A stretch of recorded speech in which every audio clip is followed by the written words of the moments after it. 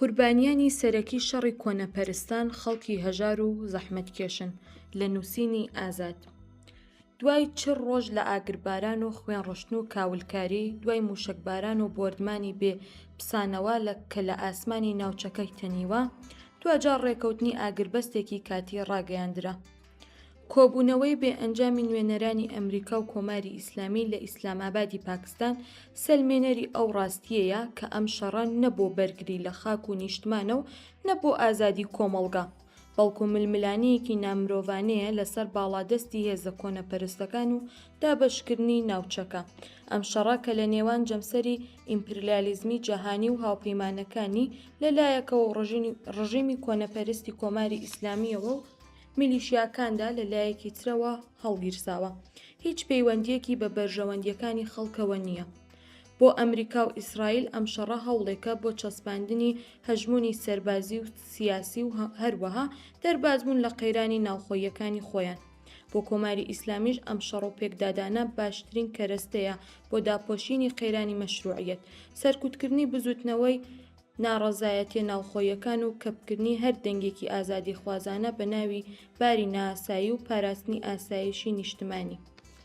هەردوو لای ئەم شەڕە لەسەر یەکشت هاوڕان، ئەویش بریتیە لە قوربانیکردنی خەڵک لە پێناومانەوەی خۆیاندا. لە کاتێکدا دەنگی موشک و درۆنە ملیار دۆلاریەکان خەو لە چاوی ژن و منداڵ و بەسەڵاتچوان دەزڕێنن، ژێرخانەی ئابووری و بژێوی ژیانی خەڵک وێران دەبێت. پاڵنەری سەرەکی ئەم شەڕە نەک ئایدۆلۆژی بەڵکو پاراستنی بەرژەوەندی سەرمایەدارەکان و دەسەڵاتی سەرکوتگەرانەیە کە تێیدا مرۆڤ تەنیا وەک ئامێرێک سەیر دەکرێت. ئەنجامی ئەم 40 ڕۆژە شکست و دانووسانەکانی پاکستان تەنیا یەک پەیامی بۆ خەڵکی زەحمەتکێشی ئێران و ناوچەکە هەیە، ئەویش بریتیە لە گرانی و هەڵاوسانی هەرچی زیاتر و میلیتاڕێزکردنی کۆمەڵگا.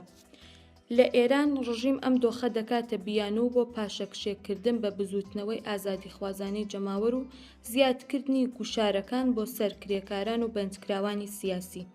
لە ناوچەکەش پەرەسەندنی تیرۆر و ئاوارەبوونی میلیۆنا کەس لە ناوچە و هەلی ژیانێکی شایستە بۆ نەوەکانی داهاتوو. بێئەنجامبوونی وتوێژەکانی ئیسلام ئاباد نیشانی دەدات کە ئاشتی لە فەرهەنگی ئەم هێزانەدا بوونی نییە، ئەگەری دەستپێکردنەوەی شەڕ و توندوتیژیەکان زۆرە. لە ڕوانگەی هێزە چەپ و ئازادی خوازەکانی ڕێگەی ڕاستەقینەی ڕزگاری، نە لە ڕێگەی موشەکەکانی کۆماری ئیسلامیەوەیە و نە لە دەستێوەردانی سەربازی ئەمریکاوە تێپەڕ نابێت، بەڵکو کلیلی چارەسەری هەموو کێشەکان تەنیا بریتیە لە هێزی یەکگرتووی کرێکاران و کۆمەڵانی خەڵکی زەحمەتکێش، ئیدانەکردنی هەر چەشنە شەڕخوازیەک لەلایەن هەردوو لایەوە، وەستانەوەیە لە دژی میلیتاڕێزکردنی کۆمەڵگا و سەرکوتی ناوخۆیی و هەروەها بەرەو ڕووبوونەوە لەگەڵ ئەو سیستەمە سیاسی و ئابووریانەی کە هۆکاری سەرچاوەی شەڕ و ماڵوێرانی